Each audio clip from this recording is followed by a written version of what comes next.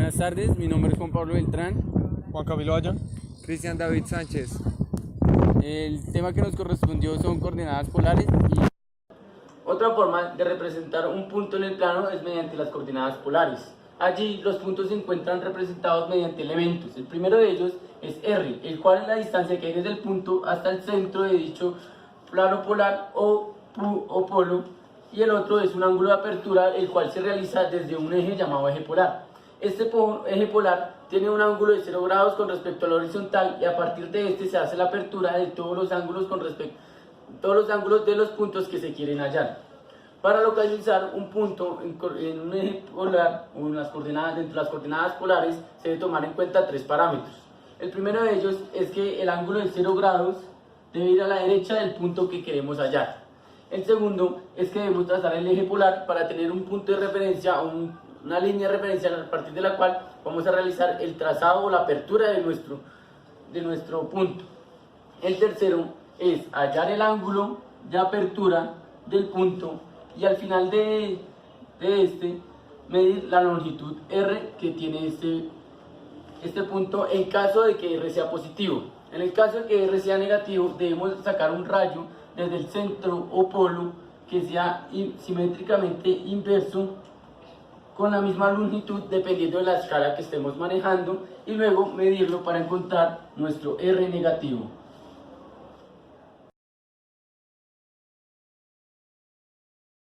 A continuación vamos a realizar un ejemplo de cómo localizar un punto en el plano polar. Entonces nos piden localizar el punto A6 con radio 6, con 40 grados, es decir, con radio 6 y un ángulo de apertura de 40 con respecto al eje polar. Debemos tomar en cuenta que a diferencia de los puntos en el plano cartesiano, un punto en el plano polar tiene como mínimo 4 representaciones. La primera de ellas es el radio, el ángulo. La segunda va a ser el radio, el ángulo menos 360 en una medición con un ángulo negativo. La tercera va a ser menos el radio, el ángulo menos 180, la cual se realiza igualmente desde el eje polar con un ángulo negativo en su proyección con R negativa.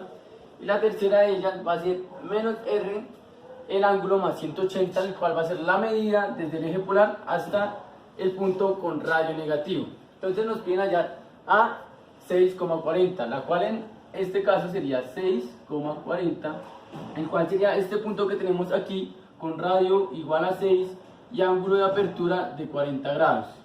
El segundo sería 6,40 menos 360 grados, el cual nos da el punto de 6, menos 320, dado que lo que vamos a realizar es la medición desde el eje polar en sentido horario, el cual nos va a dar un ángulo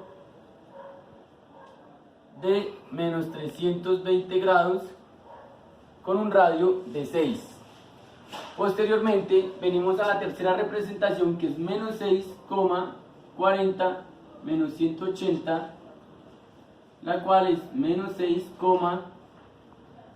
menos 140, la cual es la representación del mismo punto con radio negativo, es decir, R igual a menos 6 en sentido horario, 140. Y finalmente tenemos la representación que nos dice que es R menos 6 alfa más 180 en el sentido horario, que nos daría un ángulo en este sentido desde el eje polar de 220 grados. Procederemos a realizar la relación entre las coordenadas cartesianas y las coordenadas polares. Es decir, tomaremos un punto que se encuentra dentro del plano polar con coordenadas polares, como vemos aquí, y lo convertiremos a un punto dentro del plano cartesiano. Para esto debemos conocer el ángulo de apertura a partir del eje polar y la longitud de R. Luego de esto, lo que haremos es formar un triángulo rectángulo dentro del plano cartesiano, haciendo que el eje polar coincida con nuestro eje X y el eje Y sea opuesto a nuestro ángulo. A partir del teorema de Pitágoras vamos a realizar que el seno del ángulo va a ser igual a Y sobre R, donde podemos despejar la coordenada de Y, que va a ser igual al radio por el seno del ángulo.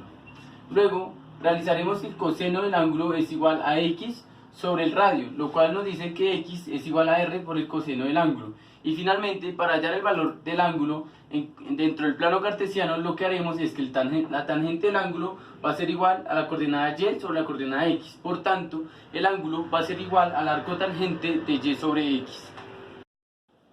Hallaremos la distancia entre los dos puntos dentro del plano polar.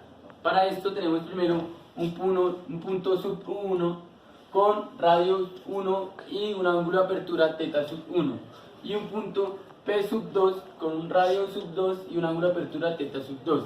Si realizamos y sacamos estos del plano, podemos ver que la distancia entre estos dos puntos y su representación en el plano polar nos forma un triángulo, en el cual mediante la propiedad del coseno podemos hallar esta distancia, dado que esta nos dice que la distancia al cuadrado va a ser igual a r sub 1 al cuadrado más r sub 2 al cuadrado menos la diferencia de r sub 1 por r sub 2 por el coseno del ángulo entre estos dos, θ sub 2 menos θ sub 1.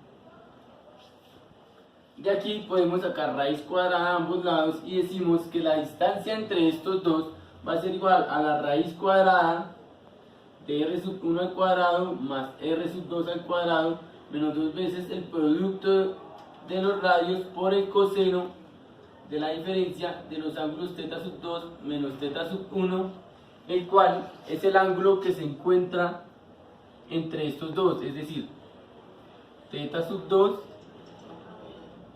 menos θ sub 1.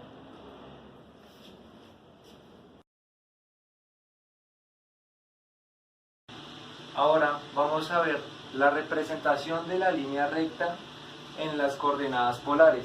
Para ello vamos a graficar una recta en el plano polar y vamos a ver que la teoría nos da tres fórmulas con las que podemos determinar la ubicación de esta línea recta, las cuales son P igual a la distancia del origen o polo hasta la línea recta, que lo vamos a denotar como F. El ángulo de inclinación θ sub 1 va a ser igual a W menos 90 grados, siendo W el ángulo de apertura desde el eje polar hasta un segmento perpendicular a la línea recta, y P es igual a R por coseno de θ menos W. Para demostrar estas fórmulas, primeramente vamos a utilizar la ecuación de distancia entre un punto y una línea recta. Entonces, si sabemos que nuestra función es AX más BY más C igual a 0, y nuestro punto de origen es 0,0, tenemos que la distancia P va a ser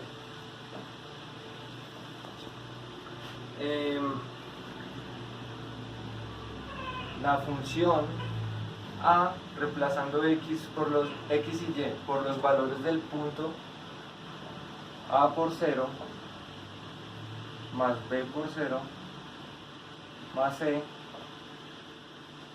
sobre más menos la raíz de A al cuadrado más B al cuadrado. Es decir, que P obtiene un valor de C sobre A al cuadrado más B al cuadrado. Para la segunda ecuación, W igual θ sub 1 más 90 grados, vamos a observar que para el triángulo ABO existe un ángulo alfa, tal que yo puedo dejar en términos de θ1 mi ángulo W. Si yo sé que W es una equivalencia de 180 grados menos este ángulo alfa, voy a obtener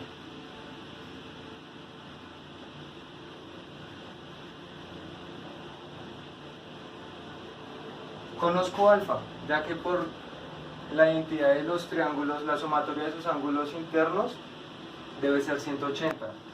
Este ángulo yo sé que es un ángulo recto, ya que mi segmento BO es perpendicular.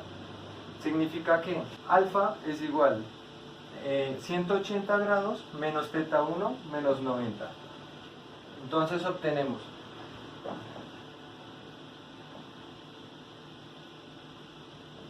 menos 180 grados menos teta 1 menos 90.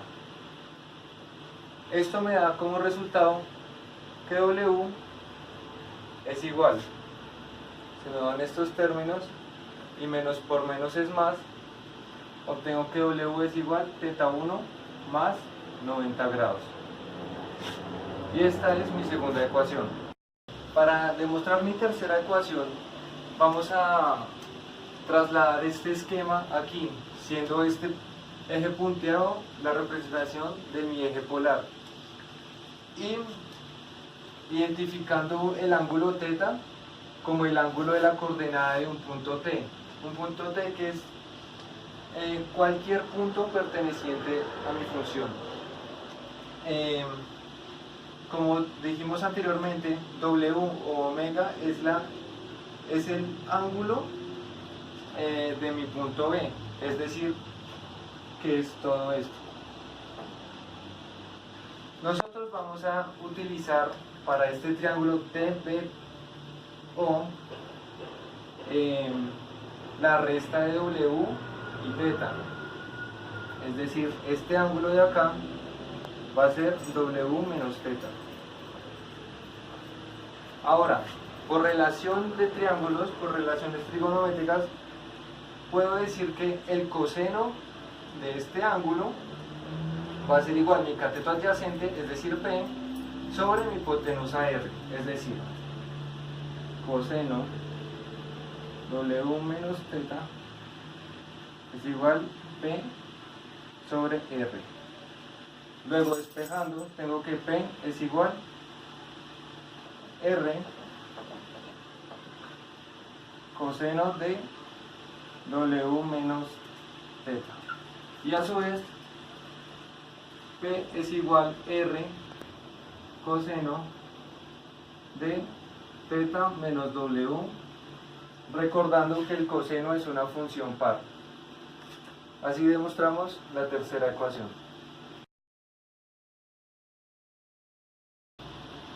Para terminar la ecuación de una circunferencia en el plano polar, vamos a seguir el siguiente procedimiento. Primero, ubicamos una circunferencia de centro conocido y radio la distancia de P a C, siendo P un punto cualquiera de la circunferencia. Esta distancia vamos a denotarla como A, es decir, la distancia de P a C igual a A. Listo. La distancia desde mi polo o origen hasta el punto P vamos a denotarla como R, de tal manera que mi coordenada del punto P es igual a R, θ, es decir, el ángulo desde mi eje polar hasta este rayo vector va a ser θ. Posteriormente, conociendo que la distancia desde mi origen hasta C es igual a el valor de C, vamos a utilizar el teorema del coseno, que nos dice que para mi lado desconocido A, vamos a obtener que A al cuadrado es igual a R al cuadrado más C al cuadrado menos 2RC coseno del ángulo. ¿Qué ángulo? El ángulo que parte desde OC hasta OP, es decir, el ángulo θ menos el ángulo alfa. Θ menos alfa. Y esta es la ecuación que representa la circunferencia en el plano polar. Vamos a ver cómo queda la representación de las ecuaciones de las cónicas en las coordenadas polares. Lo primero que debemos determinar para escribir la ecuación de la cónica en coordenadas polares es determinar la excentricidad. ¿Por qué la excentricidad? Porque en las cónicas este es un parámetro importante que nos permite determinar qué tan desviada está la cónica con respecto a la circunferencia. La excentricidad, por definición de una cónica, va a ser la distancia desde un punto de la cónica hasta el foco, dividido entre la distancia de ese mismo punto de la cónica hasta su directriz. Como vemos acá en el dibujo, nosotros, por conveniencia, hacemos que el foco coincida con el polo, para a partir de ahí obtener nuestros radiovectores que van a describir toda la trayectoria de la cónica. Aquí tenemos nuestra directriz, nuestro eje, nuestro polo, que también coincide con el foco de la cónica, y esta es la cónica. No necesariamente tiene que ser una parábola como aparece aquí en la figura. Esto es solamente representativo de cómo sería la cónica. Entonces, vamos a determinar la excentricidad. La excentricidad es la distancia desde el punto hasta el foco. En esta representación va a ser la distancia PO. Distancia PO. Y la vamos a dividir entre la distancia desde ese punto hasta la directriz. La distancia va a ser el segmento PR. PR. Pero a su vez nos damos cuenta de que el segmento PR es igual. Tenemos la distancia PR, es exactamente igual que la distancia SQ. Entonces PR es igual a SQ. A su vez, SQ es la misma distancia que hay desde el polo hasta la directriz, que es P, más el segmento OQ. Entonces tenemos segmento OQ más la longitud P. OP es la proyección que tiene el radiovector sobre el eje polar. Si como representamos esto como un vector, podemos descomponer esto en su componente proyectada en el eje polar. De esta forma, esta distancia OQ va a ser el radio por el coseno del ángulo θ. Entonces tenemos que esto va a ser igual a P, la distancia que ya tenemos, más R, que es el radio, que es la misma distancia OP, por el coseno de θ. Reescribiendo toda la excentricidad, tenemos que la excentricidad es igual a PO, pero ya dijimos que PO es el mismo radio R. Tenemos el radio R sobre la longitud P más R por el coseno de θ. Ya teniendo este valor de la excentricidad, podemos darnos cuenta que podemos despejar R, nuestro radio, en términos de θ, que sería lo que a nosotros nos compete para determinar la trayectoria en polares de nuestra cónica.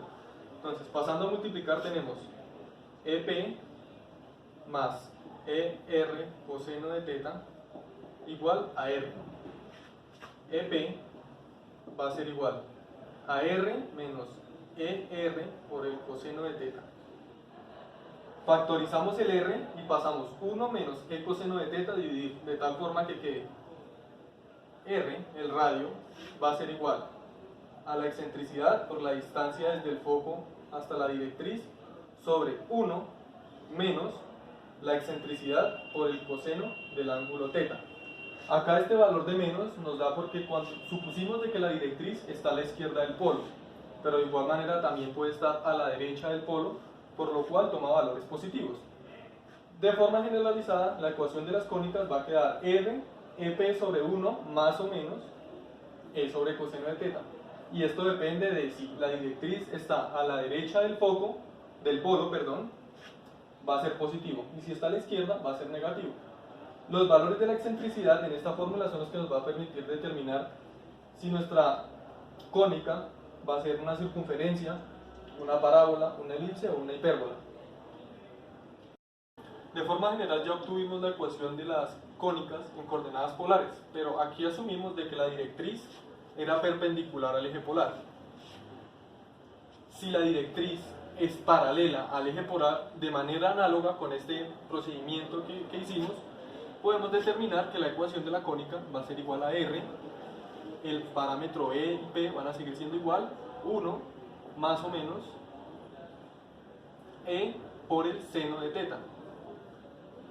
Ahora, como generalizamos las cónicas en coordenadas polares, para determinar fácilmente qué tipo de cónica nos encontramos u obtenemos con esas ecuaciones, vamos a mirar son los valores de la excentricidad. Sabemos que podemos tener excentricidades de 0, excentricidades que están entre 0 y 1, excentricidades que valgan 1 o excentricidades que sean mayores que 1.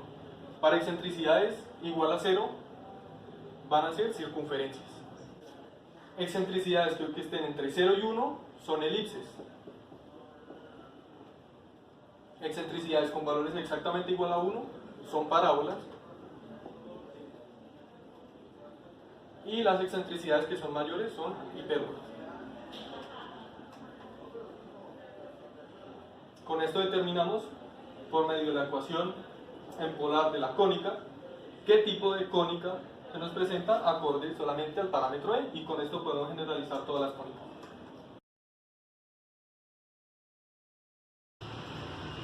Vamos a ver ahora lo que son las ecuaciones paramétricas. Tenemos aquí la representación del plano cartesiano y suponemos que la trayectoria o el lugar geométrico de un punto en este plano está descrito por la curva C.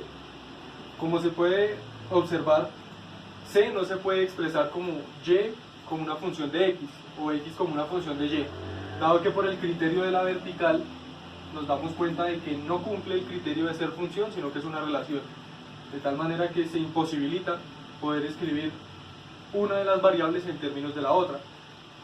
De esta forma, las ecuaciones paramétricas permiten describir estas trayectorias o estos lugares geométricos haciendo que las variables X y Y dependan de un tercer parámetro, T, de tal forma que todos los valores de X sobre mi plano van a ser funciones que dependan de T, y de igual forma los valores de Y van a ser funciones que dependan de T.